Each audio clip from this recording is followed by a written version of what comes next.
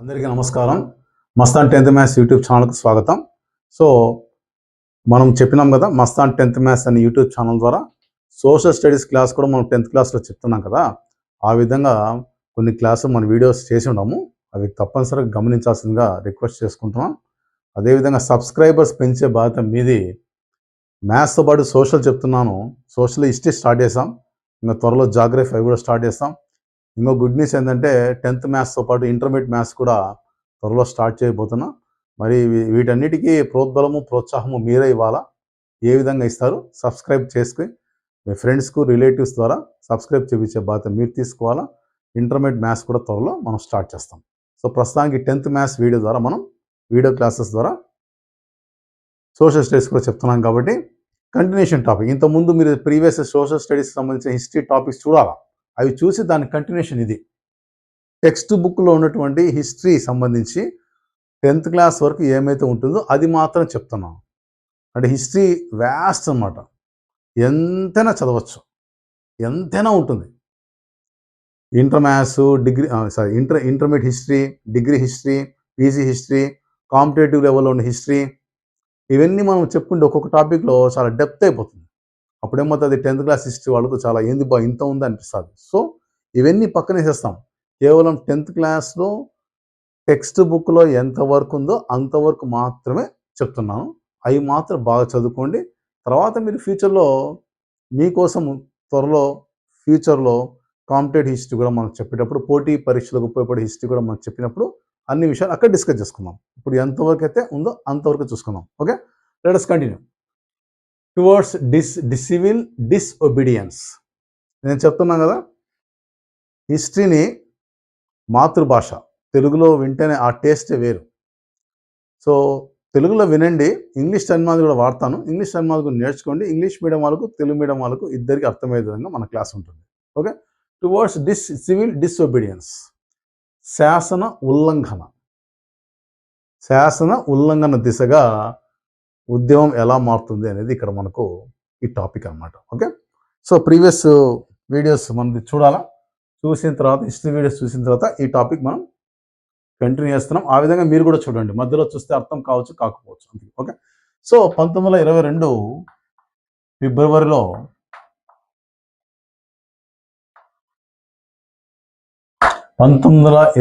ఫిబ్రవరిలో సహాయ నిరాకరణ ఉద్యమాన్ని, దీన్ని ఏమంటాం ఇంగ్లీష్లో అంటే సహాయ నిరాకరణ, non cooperation movement. Non cooperation పేర్లో ఉంది, సహాయ నిరాకరణ. దీని పూర్వాపరాలంతా మనం చెప్పుండామండి. అక్కడ చూడాలి, మీరు ప్రీవియస్ క్లాస్ చూడాలి. లింక్ ఇస్తాము, ఆ లింక్లో డిస్క్రిప్షన్లో చూడండి. సో సహాయ నిరాకరణ ఉద్యమాన్ని మహాత్మా గాంధీ గారు ప్రారంభించారు. 1922 సంవత్సరం ఫిబ్రవరిలో ఈ సహాయ నిరాకరణ ఉద్యమాన్ని ఆయన స్టార్ట్ చేద్దామనుకున్నాడు. దేశవ్యాప్తంగా అది ఉద్యమం స్టార్ట్ అయింది. కానీ ఆ ఉద్యమంలో రకరకాలుగా హింసాత్మక సంఘటనలు ఎక్కువ కావడం జరిగింది. అంటే సరైన ప్లానింగ్ ఉన్నప్పటికీ సత్యాగ్రహీస్ వాళ్ళు ఇంప్లిమెంట్ చేసే వాళ్ళు కానీ, లేక పోరాటం చేసేటువంటి వాళ్ళు కానీ, అక్కడ ఉన్నటువంటి వాళ్ళందరూ ఎవరైతే ఆ పిలుపుకు స్పందించి పోరాటంలో పాల్గొన్నారో, ఇండైరెక్ట్గా వాళ్ళని సత్యాగ్రహాలు కూడా అంటాము, దేశ ప్రజలు అందరూ ఆ పోరాటంలో పాల్గొన్నప్పుడు, సహాయ నిరాకరణ ఉద్యమంలో పాల్గొన్నప్పుడు కొంతమంది భావవేశాలకు లోనయ్యి కొన్ని చోట్ల హింసాత్మక సంఘటనలు ఎక్కువైపోయినాయి. అప్పుడు ఏమనుకున్నాడు, హింసాత్మక సంఘటన ఎక్కువ కొద్దీ మహాత్మా గాంధీ ఏం చేశారు, సో 1922 ఫిబ్రవరి సంవత్సరంలో ఈ సహాయ నిరాకరణ ఉద్యమాన్ని నిలిపేద్దాము, హింసాత్మక సంఘటనలు ఎక్కువైపోతున్నాయి దేశంలో, రకరకాల అసాంఘిక శక్తులు ఎంటర్ అయిపోతున్నాయి, సరైన డైరెక్షన్ లేకుండా పోతుంది. తర్వాత సత్యాగ్రహులకు అంటే ప్రజలకు సరైనటువంటి డైరెక్షన్ ఇవ్వాలంటే సరైన ట్రైనింగ్ ఇవ్వాలి. పోరాటం ఎలా చేయాలా, పోరాటం అప్పుడు మనకు ఇప్పుడు కూడా పోరాటం చేస్తారు, వస్తారు ఇష్టం వచ్చినట్టు చేస్తూ ఉంటారు. అట్లా కాదు, పోరాటానికి సరైన డైరెక్షన్, సరైన ట్రైనింగ్ ఉండాలి. సరైన ట్రైనింగ్ ఉంటేనే ఏమవుతుంది, సరైన శిక్షణ ఉంటేనే ఆ పోరాటం సక్సెస్ అవుతుంది. కాబట్టి మహాత్మా గాంధీ ఏం చేశాడు, సహాయ నిరాకరణ ఉద్యమం ఎప్పుడైతే నీకు పెద్ద ఎత్తున హింసాత్మక సంఘటన జరిగాయో అప్పుడు దీన్ని 1922 సంవత్సరంలో ఇమీడియట్గా స్టాప్ చేసి ఆయన ఏమనుకున్నాయంటే ఈ యొక్క పోరాటాలకు సత్యాగ్రహులకు సరైన ట్రైనింగ్ ఇవ్వాలా, సరైనటువంటి శిక్షణ, సరైన శిక్షణ ఇస్తేనే పోరాటాలు సక్సెస్ఫుల్ అవుతాయనే ఉద్దేశంతో ఆయన ఈ నాన్ కోఆపరేషన్, చూడండి పేర్లో సహాయ నిరాకరణ, నాన్ కోఆపరేషన్ మూవ్మెంట్ని 1922 ఫిబ్రవరిలో స్టాప్ చేయడం జరిగింది. ఈ మాట చాలా ఇంపార్టెంట్ అండి. నాన్ కోఆపరేషన్ మూవ్మెంట్ స్టాప్ చేయడం జరిగింది 1922 ఫిబ్రవరిలో.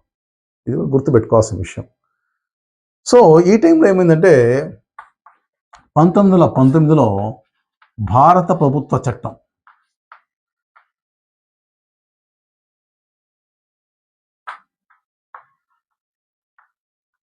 భారత ప్రభుత్వ చట్టం, గవర్నమెంట్ ఆఫ్ ఇండియా యాక్ట్, నేను 2 టెర్మినాలజీ వాడుతున్నా. Government of India act, act అంటే చట్టం, 1919 భారత ప్రభుత్వ చట్టం ప్రకారము మన భారతదేశంలో కొన్ని ప్రావిన్సెస్ ఏర్పాటు చేయడం జరిగింది. ప్రావిన్స్ అంటే కొన్ని ఏరియాస్ కలిపి సంస్థానాలాగా పెడతారన్నమాట. కొన్ని ఏరియాస్ బ్రిటిష్ వారి పరిపాలన ఉన్నటువంటి కొన్ని ఏరియాస్ కొన్ని సంస్థానాలాగా పెడతాం, వాటి ప్రావిన్సెస్ అంటాం. సో ఈ ప్రావిన్సెస్ ఏర్పాటులో ఏంటంటే 1919 భారత ప్రభుత్వ చట్టం ప్రకారం ఎన్నికలు జరపాలా అని చెప్పి తీసుకురావడం జరిగింది. ప్రావిన్స్లలో కౌన్సిల్ ఎన్నికలు జరపాలా అని చెప్పి యాక్ట్, ఈ చట్టం ద్వారా తీసుకురావడం జరిగింది. మరి ఈ ప్రావిన్స్ కౌన్సిల్ ఎన్నికల్లో పాల్గొనాలా అని కొంతమంది, వద్దు అని కొంతమంది. ఓకేనా? ఎన్నికల్లో పోటీ చేయాలా, మనం ఎన్నికల్లో పోటీ చేసి గెలిచాలా, ఆ యొక్క కౌన్సిల్లో మనం పాల్గొనాలా అని కొంతమంది వాదించారు. కొంతమంది వద్దు, మనం ఇటువంటి రాజకీయాలు దూరంగా ఉండాలి, కొంతమంది వాదించారు. అంటే అప్పుడు మనకు ఇండియన్ నేషనల్ కాంగ్రెస్ కదండి, స్వాతంత్ర సమరానికి ఉన్నటువంటి ఏకైక పార్టీ అనుకోండి, లేక ఒక రాజకీయ సంఘం అనుకోండి, లేక ఒక సంస్థ అనుకోండి, ఏదైనా ఉండేది మనకి ఇండియన్ నేషనల్ కాంగ్రెస్, అదొకటే. ఓకే, సో కాంగ్రెస్లో కొంతమంది ఉన్నటువంటి వ్యక్తులు, అదే కొంతమంది జాతీయవాదులు ఈ కౌన్సిల్ ఎన్నికల్లో పాల్గొనాలని కొంతమంది, వద్దు అని కొంతమంది మనకు చెప్పడం జరిగింది. ప్రావిన్స్ కౌన్సిల్ ఎన్నికలు ఏ విధంగా, ఏ చట్టం ద్వారా ఏర్పడినాయి? 1919 భారత ప్రభుత్వ చట్టం, 1919 government of India act, provinces council elections. అనుకూలించేవాళ్ళు కొంతమంది, వ్యతిరేకించేవాళ్ళు కొంతమంది. సో ఎందుకు అనుకూల యొక్క వాదన ఏంటంటే, మనం పాల్గొనాలా అని చెప్పి ఎందుకు అనుకున్నారంటే, పాల్గొనడం వల్ల, ఎలక్షన్స్లో పాల్గొనడం వల్ల మనం కౌన్సిల్లో ఉన్నటువంటి కొన్ని విధానాలు, బ్రిటిష్ విధానాలకు మనం వ్యతిరేకించవచ్చు. మనం కనుక అఫీషియల్గా ఉన్నామనుకో, రాజకీయంలో లేక ఆ కౌన్సిల్లో ఉన్నామనుకోండి, బ్రిటిష్ ప్రభుత్వం చేపట్టే కొన్ని భారత వ్యతిరేక విధానం మనం వ్యతిరేకించవచ్చు. ఇది మంచిది కాదు అని చెప్పి వ్యతిరేకించడానికి అవకాశం ఉంటుంది. అందువల్ల మనం ఎలక్షన్స్లో పార్టిసిపేట్ కావాలా. తర్వాత కౌన్సిల్ ఎన్నికల్లో మనం కనుక గెలిచినట్లయితే మన యొక్క వాదన బలంగా వినిపించవచ్చు. అదేవిధంగా భారతదేశంలో జరగాల్సిన రిఫార్మ్స్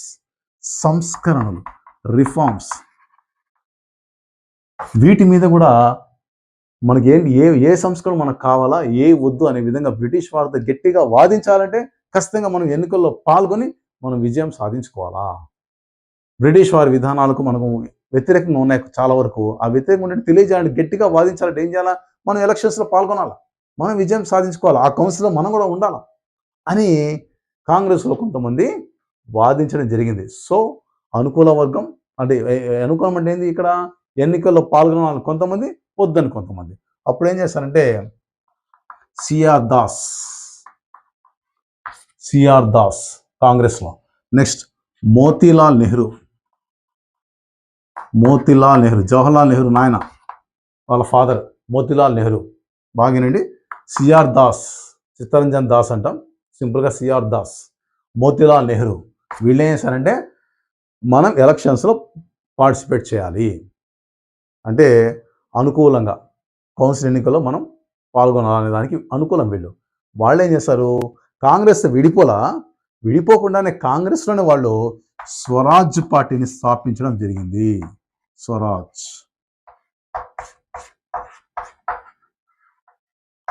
స్వరాజ్ పార్టీని స్థాపించడం జరిగింది. ఎవరు? సిఆర్ దాస్, మోతిలాల్ నెహ్రూ. ఓకే, కాంగ్రెస్లోనే స్వరాజ్య పార్టీ.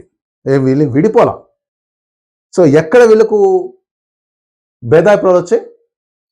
ప్రావిన్స్ కౌన్సిల్ ఎన్నికల్లో మనం పాల్గొందామని వీళ్ళ వాదన, వద్దని వాళ్ళ వాదన. సో పాల్గొనాలి అనేటువంటి వాదనతో ఉన్న వాళ్ళు ఏం చేశారు, కాంగ్రెస్లోనే సపరేట్ కుంపటిలాగా సపరేట్గా ఒక పార్టీలాగా పెట్టి దాని పేరు స్వరాజ్ పార్టీ. వీళ్ళు ఏం చేశారు, ఆ కౌన్సిల్ ఎన్నికల్లో పాల్గొని విజయం కూడా సాధించడం జరిగింది. ఓకే, సో ఎవరు, సిఆర్ దాస్, మోతిలాల్ నెహ్రూ. ఈ పేర్లు మనం ఖచ్చితంగా గుర్తుపెట్టుకోవాలా. ఓకే, సో ఇక్కడ మీరు ముఖ్యంగా గమనించాల్సిన విషయం, హిస్టరీ అంతా మెయిన్ డేట్స్. ఎక్కువ మంది భయపడేది డేట్స్ ఎలా గుర్తుపెట్టుకోవాలంటున్నాను. ఏం లేదండి, టెక్నిక్గా నేర్చుకుంటే డేట్స్ చాలా ఈజీ. మీరు మ్యాథ్స్ నేర్చుకున్నాడు, సోషల్ నేర్చుకోలేదా? మ్యాథ్స్లో ఎన్ని ఫార్ములాస్ ఉంటాయి? ఎన్నో వందలు వేల కొద్ది ఫార్ములాస్ ఉంటాయి. అన్ని వేల కొద్ది డేట్స్ లేవు కదా హిస్టరీలో, చెప్పండి. వేరే వాళ్ళు డేట్స్ గుర్తుపెట్టుకోవడం కష్టం సార్ అంటే, మ్యాథ్స్ ఏమి చదివిన వాళ్ళు సోషల్ ఏముందండి, ఈజీ గుర్తుపెట్టుకోవచ్చు. మెదడు కొద్ది పని ఇవ్వండి, ఈజీ గుర్తుపెట్టుకుంటారు. ఓకే, సో స్వరాజ్య పార్టీని స్థాపించారు. ఇప్పుడు ఇక్కడ ఏంటంటే విషయము, ఆ టైంలో మొదటి ప్రపంచ యుద్ధం జరుగుతామని చెప్పినాం. ఈ మొదటి ప్రపంచ యుద్ధ ఫలితంగా భారత రాజకీయాలు కూడా కొంత ప్రభావితమైనాయి. ప్రపంచ యుద్ధం అంటే మొత్తం అంతా కదండి, ప్రపంచానికి అంతా అది ఎఫెక్ట్ అయిపోయింది. సో ఆర్థిక మాంద్య పరిస్థితులు ఏర్పడినాయి. ఆర్థిక మాంద్యం అంటే ప్రపంచ ఆర్థిక మాంద్యం, వరల్డ్ ఎకనామిక్ డిప్రెషన్. ప్రపంచమంతా ఆర్థిక మాంద్య పరిస్థితులు ఏర్పడుతుంది. పరిస్థితులు చాలా చేజారిపోతున్నాయి ఆర్థికంగా, ప్రపంచమంతా, నాట్ ఓన్లీ ఇండియా, ప్రపంచమంతా. అదేవిధంగా వ్యవసాయ పరిస్థితులు, వ్యవసాయ ఉత్పత్తులు,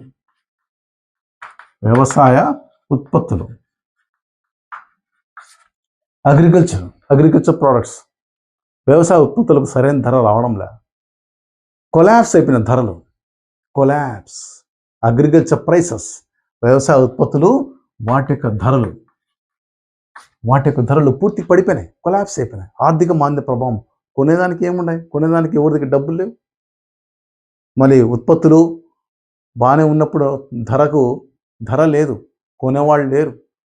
ఇటువంటి ఆర్థిక మాంద్య పరిస్థితి ప్రపంచవ్యాప్తంగా ఏర్పడిన మొదటి ప్రపంచ యుద్ధ సమయంలో, మన ఆ టైంలో, ఇంతకుముందు చెప్పిన ఆ టయాల్లో. మరి ఎప్పుడైతే రైతులకు పండిన పంట అమ్ముడు పోకపోతే వాళ్ళు ఏం తింటారు? తర్వాత గవర్నమెంట్కు శిస్తు రెవెన్యూ కట్టాలి కదా. రెవెన్యూ ఏముంది వాళ్ళకి? శిస్తు కట్టుకోవాలా, పన్నులు కట్టుకోవాలా, వాళ్ళకి డబ్బులు ఉంటాయి కదా. పంట అమ్ముడిపోతే డబ్బులు వస్తాయి, పంట అమ్ముడిపోయేది లేదు, గిట్టుబాటు ధర లేవు. కాబట్టి ప్రపంచవ్యాప్తంగా ఈ అగ్రికల్చర్ ప్రైసెస్ ఎప్పుడైతే కొలాప్స్ కావడం, వరల్డ్ ఎకనామిక్ డిప్రెషన్ ఎప్పుడైతే రావడము, ఇలాంటి గందరగోళ సంఘర్షణ వాతావరణంలో భారతదేశం ఉన్నప్పుడు ఆ టైంలో రైతులు కూడా శిస్తు కట్టలేని పరిస్థితిలో ఉన్నారు. ఇంతటి ఘోరమైన పరిస్థితులు ఆ కాలంలో ఉన్నాయి. అప్పుడు ఆ టైంలో ఇదంతా ఇక్కడ ఇండియా ఉంది, ఇక్కడ ఇంగ్లాండ్ ఉంది అనుకోండి.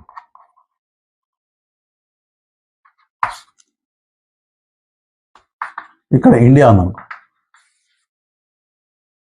చూడండి, ఇక్కడ ఇంగ్లాండ్లో టోరీ గవర్నమెంట్ ఉంది. అప్పుడు ప్రధానమంత్రి టోరీ ప్రభుత్వం రన్ అవుతుంది ఇంగ్లాండ్. మనకంతా ఇక్కడ డైరెక్షన్ అంతా ఇక్కడి నుంచి జరిగేది, ఇంగ్లాండ్ నుంచి. ఇక్కడి నుంచి ఇండియాలో జరిగేటువంటి ప్రతి ఒక్కటి ఎవరి డైరెక్షన్ జరుగుతుంది? ఇంగ్లాండ్, బ్రిటన్ గవర్నమెంట్ ఇక్కడి నుంచి జరుగుతుంది. మళ్ళీ వేరే వచ్చిన చట్టాలు దాని ద్వారా మళ్ళీ జరుగుతాయి, అవి మళ్ళీ చెప్తాం వరుసగా. ఓకే, సో ఇక్కడి నుంచి డైరెక్షన్ వస్తుంది ఇక్కడికి. అప్పుడు బ్రిటన్లో ఏ గవర్నమెంట్ ఉంది? టోరీ ప్రభుత్వం ఉన్నది. టోరీ ప్రభుత్వం ఏం చేశారంటే, ఈ భారతదేశంలో రాజ్యాంగ వ్యవస్థ, రాజ్యాంగం అంటే కాన్స్టిట్యూషనల్ సిస్టమ్. భారతదేశంలో కాన్స్టిట్యూషనల్ సిస్టమ్ ఎలా ఉంది, దాని పనితీరు ఎలా ఉంది, దాంట్లో ఏమేమి మార్పులు తీసుకురావాలా, ఏమేమి సంస్కరణ తీసుకురావాలా, ఏమేమి మార్పులు తీసుకురావాలా భారత రాజ్యాంగ వ్యవస్థలని ఆ టోరీ ప్రభుత్వం ఏం చేశారంటే ఈ భారతదేశానికి రాజ్యాంగ వ్యవస్థకు సంబంధించి చట్టబద్ధమైన కమిషన్, ఒక కాన్స్టిట్యూషన్ కమిషన్, చట్టబద్ధమైన కమిషన్ ఏర్పాటు చేయడం జరిగింది. ఆ కమిషన్ పేరే very important, Simon commission. Sir John Simon commission ఏర్పాటు చేయడం జరిగింది.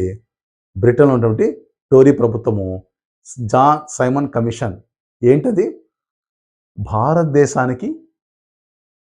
భారతదేశంలో రాజ్యాంగ వ్యవస్థ ఎలా ఉంది, దాని పనితీరు ఎలా ఉంది, ఆ వ్యవస్థలో మనం తీసుకురావాల్సిన మార్పులు ఏంటి, ఆ తీరు ఎలా ఉంది పరిశీలించమని చెప్పి ఇంకా మార్పులు ఏమైనా తీసుకురావాలా అని అధ్యయనం చేసేదానికి జాన్ సైమన్ కమిషన్ ఏర్పాటు చేయడం జరిగింది. ఓకేనా? ఇది very very important. Simon commission very very important. Okay, so ఇది మనకు చూడండి, ప్రపంచవ్యాప్తంగా ఆర్థిక మాంద్య పరిస్థితులు వచ్చినాయి, వ్యవసాయ ఉత్పత్తి ధరలు తగ్గిపోయినాయి, ఉత్పత్తులకు అసలు పతనం అయిపోయినాయి, ధరలు లేవు, ఆర్థిక మాంద్యం ఏర్పడిపోయింది, శిస్తు కట్టడానికి రైతులకు ఇబ్బందిగా ఉంది, సంఘర్షణ వాతావరణం మొత్తం ఉన్నప్పుడు అక్కడ బ్రిటన్ గవర్నమెంట్ టోరీ ప్రభుత్వం ఉంది. ఈ టోరీ ప్రభుత్వం ఏం చేసింది? జాన్ సైమన్ కమిషన్ ఏర్పాటు చేయడం జరిగింది. ఈ కమిషన్ చట్టబద్ధమైన కమిషన్, కాన్స్టిట్యూషన్ సిస్టమ్ ఎలా ఉంది ఇండియాలో పరిశీలించమని చెప్పి పంపించడం జరిగింది. ఓకే, సో ఇక్కడ మనం ముఖ్యంగా గుర్తుపెట్టుకోవాల్సింది సైమన్ కమిషన్. చాలా ఇంపార్టెంట్ సైమన్ కమిషన్. సో ఏం చేశాడు సైమన్ అడుగుపెట్టినాడు ఇండియాలో ఎప్పుడో 1928 సంవత్సరంలో, 1928, 1920 సంవత్సరంలో సైమన్ కమిషన్ భారతదేశంలో అడుగు పెట్టడం జరిగింది. ఎక్కడున్నాడు ఇతను? ఇంగ్లాండ్లో ఉన్నాడు. విచిత్రం ఏంటంటే, భారతదేశంలో రాజ్యాంగ వ్యవస్థ పనితీరు పరిశీలించాలా ఉద్దేశంతో సైమన్ కమిషన్ ఎప్పుడైతే బ్రిటిష్ ప్రభుత్వం ఏర్పాటు చేసిందో ఒక కమిషన్ పెట్టింది. ఆ కమిషన్లో కొంతమంది సభ్యులు ఉన్నారు, కానీ ఆ సభ్యులు ఎవరు కూడా ఇండియాకు సంబంధించిన వ్యక్తులు కాదు, అంతా బ్రిటిష్ వాళ్ళే. ఇది విచిత్రం విషయం. కమిషన్ పెట్టింది, అధ్యక్షుడు వాళ్ళు పెట్టుకుంటే ఓకే, కనీసం ఇండియాను పరిశీలించినప్పుడు ఇండియాకు సంబంధించినటువంటి వ్యక్తులు ఎవరైనా ఉండాలి కదా సభ్యులుగా, ఎవరు లేరు, అంతా బ్రిటిష్ వాళ్ళే సభ్యులు, వాళ్ళే కమిషన్లు, చైర్మన్లు, అంతా వాళ్ళే.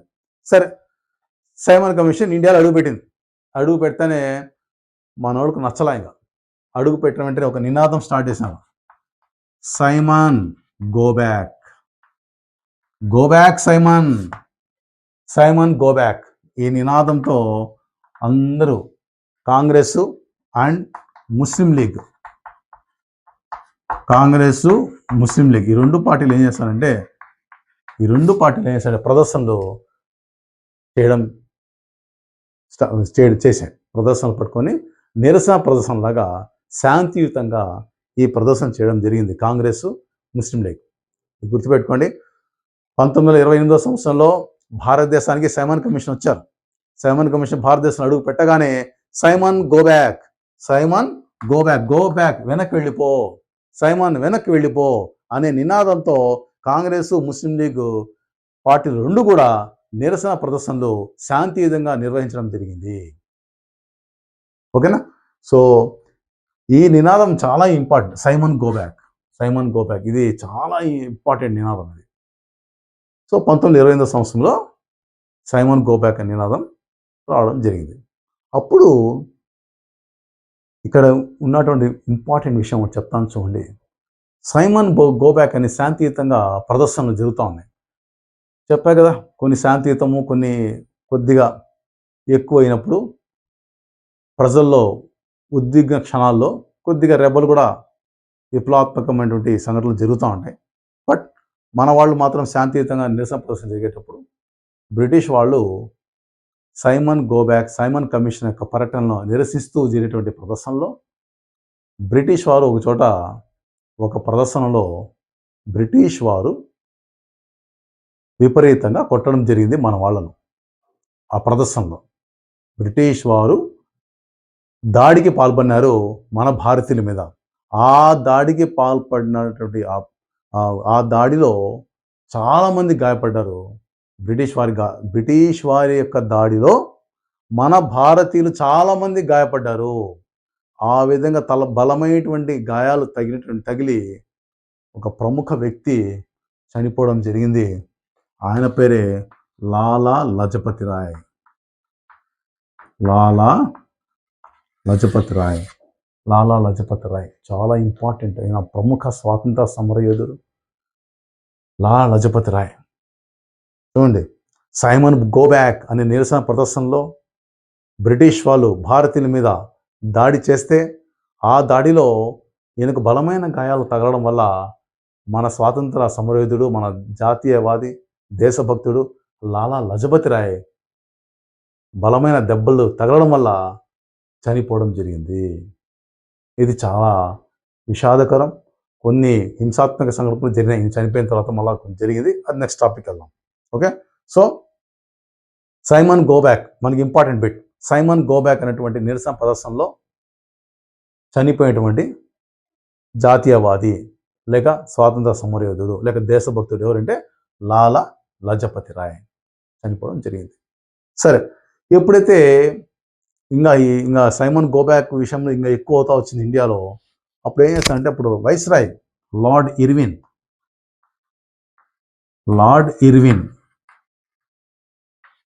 లార్డ్ ప్రభు అంటాం, ప్రభు ఇర్విన్ ప్రభు లార్డ్ అంటాం వైస్రాయ్స్. లార్డ్ ఇర్విన్ ప్రభు ఏం చేశారంటే పిలిపించి ఇండియాకు స్వతంత్ర ప్రతిపత్తి ఇవ్వాలని ఆలోచిస్తున్నాము అని చెప్పారు. స్వతంత్ర ప్రతిపత్తి, డొమినియన్ స్టేటస్, స్వతంత్ర ప్రతిపత్తి ఇస్తాంబా ఇండియాకు, మీరు రండి కూర్చొని మాట్లాడదాము. అదేవిధంగా రాజ్యాంగం రాయడానికి, రాజ్యాంగం రచించుకోవడానికి ఒక రౌండ్ టేబుల్ కాన్ఫరెన్స్ పెడతాము. ఒక రౌండ్ టేబుల్ సమావేశం ఏర్పాటు చేసుకుందామని చెప్పి లార్డ్ ఇర్విన్ చెప్పడం జరిగింది. ఓకే, సో లార్డ్ ఇర్విన్ ఏం చేశారు, వైస్రాయ్ అంటే అక్కడ బ్రిటన్ గవర్నమెంట్కి ఇక్కడ ఇండియా గవర్నమెంట్ మనకు ఒక పెద్ద అనమాట. మన ప్రావిన్సెస్లో, ఇండియాకి సంబంధించిన ప్రావిన్సెస్లో లార్డ్ ఇర్విన్ ఎవరైతే వైస్రాయ్స్ ఉన్నారు, అంతకుముందు గవర్నర్ జనరల్స్ ఉన్నారు, తర్వాత వైస్రాయ్స్ వస్తారు. ఓకే, సో లార్డ్ ఇర్విన్ ఏం చెప్పాడు, మీకు భారతదేశానికి స్వతంత్ర ప్రతిపత్తి ఇస్తాము, అదేవిధంగా రాజ్యాంగం రచించుకోవడానికి, రాజ్యాంగ రచనకు రౌండ్ టేబుల్ సమావేశం కూడా ఏర్పాటు చేస్తామని చెప్పి ప్రకటించడం జరిగింది. ఎప్పుడైతే ఆయన ప్రకటించినాడో కాంగ్రెస్ నేతలు కానీ, ముస్లిం లీగ్ నేతలు కానీ ఎవరు కూడా ఆ ప్రకటనకు తృప్తి పడలేదు. ఆయన ఏమో ప్రకటించాడు, ఎవరు కూడా తృప్తి పడకుండా ఏం చేశారు, వీళ్ళంతా సమావేశమైనారు. ఓకే, 1929వ సంవత్సరంలో లాహోర్ 1929వ సంవత్సరంలో లాహోర్ కాంగ్రెస్ సమావేశం. జవహర్లాల్ నెహ్రూ అప్పుడు జవహర్లాల్ నెహ్రూ, సుభాష్ చంద్రబోస్ వీళ్ళు రాడికల్స్గా విప్లవం భావాలు ఎక్కువ ఉన్నాయి వాళ్ళలో. సుభాష్ చంద్రబోస్ అప్పుడు జవహర్లాల్ నెహ్రూ కూడా మంచి ఇదిలో ఉన్నారు కాంగ్రెస్లో. వీళ్ళిద్దరూ జవహర్లాల్ నెహ్రూ తర్వాత వచ్చి సుభాష్ చంద్రబోస్, వీళ్ళంతా ఇంకా మనం వేరే విధంగా చేయాలా, ఏదో ఒక విధంగా మనము దీన్ని ఇంకా ఉధృతం చేయాలని చెప్పి ఆలోచించడం జరిగింది. సో 1929వ సంవత్సరంలో లాహోర్లో కాంగ్రెస్ సమావేశం, డిసెంబర్లో జరుగుతూ ఉంటాయి ఎక్కువ కాంగ్రెస్ సమావేశాలు డిసెంబర్లో. 1929వ సంవత్సరం డిసెంబర్లో లాహోర్లో కాంగ్రెస్ సమావేశము జవహర్లాల్ నెహ్రూ అధ్యక్షతన జరిగింది. జవహర్లాల్ నెహ్రూ అధ్యక్షతన కాంగ్రెస్ సమావేశం జరిగింది. ఆ కాంగ్రెస్ సమావేశంలో అప్పుడు ఒక నిర్ణయం తీసుకున్నారు, ఇంకా మనమంతా పూర్ణ స్వాతంత్రం, పూర్ణ స్వరాజ్, ఈ మాట చాలా ఇంపార్టెంట్. పూర్ణ స్వరాజ్ పేర్లో ఉంది. పూర్ణ స్వరాజ్ అంటే పూర్తి స్వాతంత్రం. ఇంకా పూర్తి స్వాతంత్రం కోసం మనం కష్టపడాలి. పూర్తి స్వాతంత్రం, పూర్ణ స్వరాజ్ అనే మాట ఏ సమావేశం జరిగింది, 1929 డిసెంబర్ లాహోర్ కాంగ్రెస్ సమావేశంలో. ఎవరి అధ్యక్షతన, జవహర్లాల్ నెహ్రూ ప్రెసిడెంట్ అప్పుడు ఆ కాంగ్రెస్ సమావేశానికి. ఆయన అధ్యక్షతన జరిగిన సమావేశంలో నిర్ణయం తీసుకోవడం జరిగింది. ఇంకా పూర్ణ స్వరాజ్ కోసం మనం కొట్లాడాలా, లేక దీని పేరు పూర్తి స్వాతంత్రం. పూర్తి స్వాతంత్రం, పూర్తి స్వాతంత్రం కోసం మనం కష్టపడాలని చెప్పి అప్పటి నుంచి వాళ్ళు ఒక ప్రతిజ్ఞలాగా చేసుకున్నారు. ఇది చాలా ఇంపార్టెంట్. పూర్ణ స్వరాజ్ లేదా పూర్తి స్వాతంత్రం, పూర్తి స్వాతంత్రం అనే మాట ఏ సమావేశంలో చేయడం జరిగింది? ఏ సమావేశం? లాహోర్ సమావేశం. ఎప్పుడు జరిగింది? 1929. ఎవరి అధ్యక్షతన? జవహర్లాల్ నెహ్రూ అధ్యక్షతన. ఈ మూడు ఇంపార్టెంట్. అప్పుడు పూర్ణ స్వరాజ్ అనే తీర్మానం తీసుకున్న తర్వాత ఆ సమావేశాలు ఏం చెప్పారంటే నెక్స్ట్ రాబోయే సంవత్సరం, అంటే 1929 జరిగింది. నెక్స్ట్ రాబోయే సంవత్సరం 1930 జనవరి 26 తేదీన, ఇది బాగా చూడండి, 1930 జనవరి 26వ తేదీ నుంచి పూర్తి స్వాతంత్రం కోసం మనం అందరం కష్టపడాలని చెప్పి ఆ రోజున ప్రతిజ్ఞకు మనం అంతా రెడీగా ఉండాలి. ప్రతిజ్ఞ చేయాలి. ఎప్పటి నుంచి? 1930 జనవరి 26 మనమే అధికారికంగా ప్రకటించుకుందాం పూర్ణ స్వాతంత్రం కోసం మనం కష్టపడుతున్నామని. 1930 జనవరి 26 నుంచి పూర్ణ స్వరాజ్, పూర్తి స్వాతంత్రం అధికారికంగా మనమంతా కష్టపడాలి ప్రతిజ్ఞ చేయడం జరిగింది. అందుకే చూడండి, 1930 జనవరి 26 నుంచే మనం, అంటే మన వాళ్ళు పూర్తి స్వాతంత్రం అనేది జనవరి 26 తేదీని వాళ్ళు ప్రతిజ్ఞ కోసం అధికారికంగా చెప్పడం జరిగింది. అందుకే చూడండి, ఇప్పుడు జనవరి 26 తేదీన మనం రిపబ్లిక్ డేగా జరుపుకుంటున్నామా లేదా? జనవరి 26. జనవరి 26 ఇప్పటిది కాదండి, 1930లోనే అనుకున్నారు. 1929వ సంవత్సరం సమావేశంలో అనుకున్నారు జనవరి 26 అనే విషయం.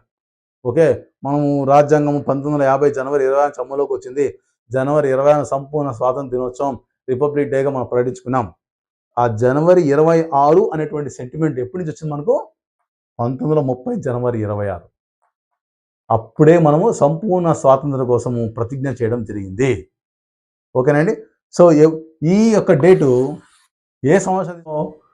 మనకు జనవరి 26 అనే సెంటిమెంటు 1930 జనవరి 26 సెంటిమెంట్ అప్పుడే మనకున్నది పూర్ణ స్వరాజ్య అనే విషయంతో, సంపూర్ణ స్వాతంత్రం అని. సో జనవరి 26 అనే సెంటిమెంట్ని తర్వాత 1950 నుంచి కూడా మనం ఫాలో అవుతూ రిపబ్లిక్ డేగా మనం జరుపుకుంటాం. ఓకే, సో ఇది ఇంపార్టెంట్. 1929 డిసెంబరు లాహోరు కాంగ్రెస్ అధ్యక్షుడు జవహర్లాల్ నెహ్రూ అధ్యక్షతన పూర్ణ స్వరాజ్ అనే తీర్మానం తీసుకోవడం జరిగింది. ఇది వెరీ వెరీ ఇంపార్టెంట్. సో ఇది ఈ టాపిక్. నెక్స్ట్ మళ్ళీ కంటిన్యూగా మనం నెక్స్ట్ ఏమైతే ఉంటుందో అది కంటిన్యూ చేస్తాం. ఓకే, సో నా రిక్వెస్ట్ ఏంటంటే నా నుంచి మరిన్ని వీడియోలు రావాలంటే మీరు ఖచ్చితంగా సబ్స్క్రైబ్ చేయండి.